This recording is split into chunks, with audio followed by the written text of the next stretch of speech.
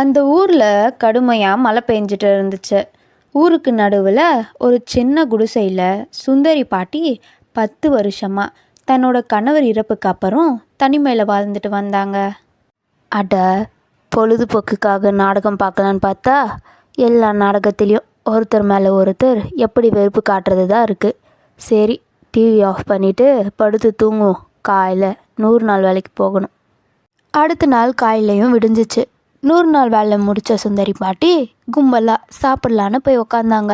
அப்போ சாந்தி சுந்தரி பாட்டியை பார்த்து இப்படி கேட்க ஆரம்பித்தா. அட சுந்தரி பாட்டி, நான் இப்படி கேட்குறேன்னு தப்பாக நினைக்காத. ஆனால் எப்படி நீ இவ்வளோ வயசாகியும் இப்படி சுறுசுறுப்பாக வைராகியத்தோடு இருக்க? உன்னோட கணவர் வயசாகி இறந்துட்டாரு, சரி. ஆனால் உன்னோட புள்ள உயிரோட தானே இருக்கா?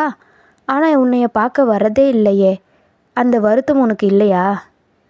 அட சாந்தா, நீ எதுவும் தப்பாக கேட்கல. ஆனால் வருத்தம் எதுக்கு சொல்லு? கடவுள் எனக்கு ஆரோக்கியத்தை தந்திருக்காரு. என் புள்ள வெளிநாட்டில் போய் வேலை செய்கிறான். அவனுக்கு அவனோட குடும்பமும் இருக்குது. என்னோட பேரப்பிள்ளைகளை பார்க்கணுன்னு தான் எனக்கும் ஆசை. ஆனால் என்ன முடியலை. ஆனால் அதை பற்றி நான் வருத்தப்பட மாட்டேன். எப்படி மரணம் இயற்கையோ அந்த மாதிரி இதை நினச்சிட்டு போயிடுவேன். என்ன தான் வருத்தம் இல்லைன்னு ஊருக்குள்ளே சொன்னாலும் ஒரு சின்ன வருத்தம் எனக்குள்ளே இருக்கதா செய்யுது. ஆனால் என்ன பண்ணுறது? என்னோட மரணத்துக்கு முன்னாடி ஒரு வாட்டியாவது பார்க்கணும் கடவுளே அப்படின்னு பாட்டி தனக்குள்ளேயே பேசிக்கிட்டு இருந்தாங்க. இரவு நேர உணவெல்லாம் சாப்பிட்டுட்டு பாட்டி தூங்கும்போது திடீர்னு யாரோ அவங்க வீட்டு கதவை தட்ட ஆரம்பித்தாங்க. பாட்டியும் எழுந்து உக்காந்தாங்க. அட, யார் இது இந்த நேரத்தில் வந்து கதவை தட்டுறது? சரி, ஊருக்குள்ளே ஏதாச்சும் பிரச்சனையாக இருக்கும், போய் கதவை திறந்து பார்ப்போம் அப்படின்னு நினச்ச சுந்தரி பாட்டி கதவை போய் திறந்தாங்க. திறந்த உடனே சுந்தரி பாட்டிக்கு ஒரு ஆச்சரியம் காத்திருந்துச்சு. அட, இது யாரு? என்னோட பையனாட்டம் இருக்குது. பக்கத்தில் என் மருமக பேரப்பசங்க. அட வாங்கப்பா உள்ள அப்படின்னு சொல்ல 3 பேரும் பாட்டியோட வீட்டுக்குள்ளே போனாங்க.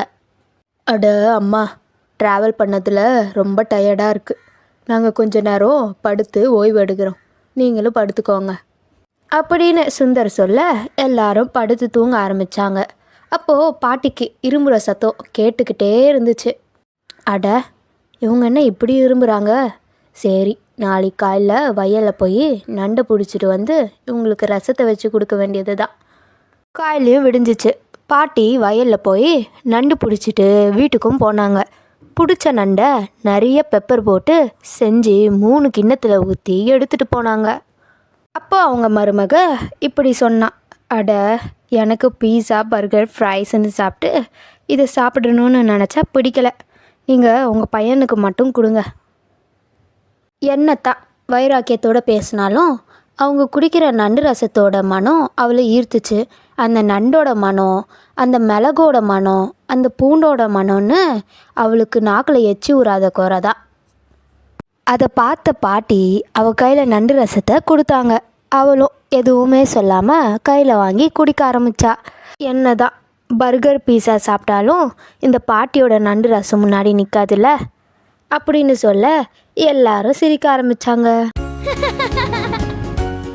Check out these awesome videos and don't forget to subscribe. See you next time.